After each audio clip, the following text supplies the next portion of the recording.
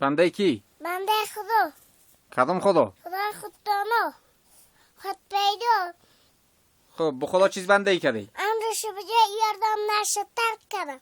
خب امرش چیه؟ کاف کلمه. نماز زکات.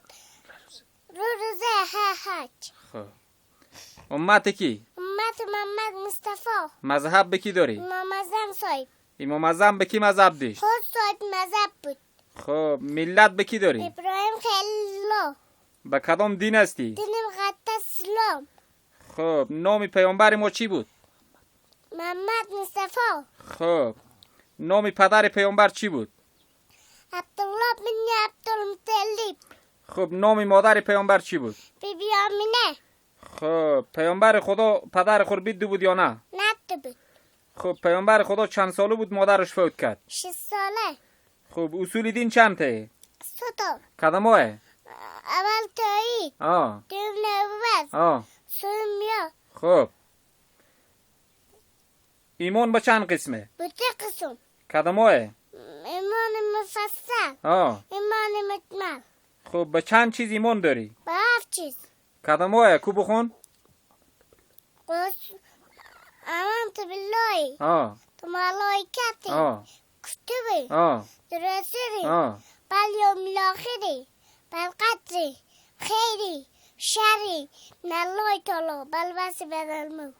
خب اسلام چند بنا داره؟ 5 بنا. کدامه؟ اول توحید. اول کلمه. دوم نماز. سوم روزه. چهارم زکات. پنجم حج. خب حج. تو در ایمان یا ایمان در تو؟ ایمان در ایمان. من در ایمان. خب کتابای آسمانی چند ته؟ 4 تا. خب کدامه؟ تورات، موسی، انجیل، عیسی، زبور، داوود، قرآن شریف، محمد مسلم.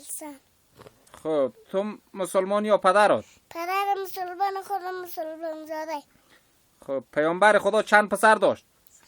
3 تا. کدامه؟ قسم به ابراهیم. خب پیامبر خدا چند دختر داشت؟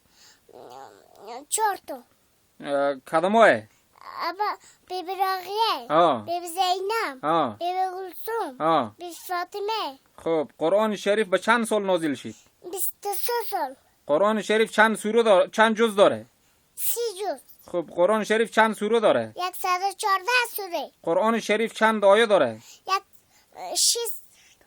6666. خب اسمت چیه؟ بیبی راقیه. اسم پدرت کیه؟ خدا داد. اسم بابات کیه؟ ملا مختار. خب از کدام قریه ای؟ قریه زغنو. خب از کدام ولسوالی؟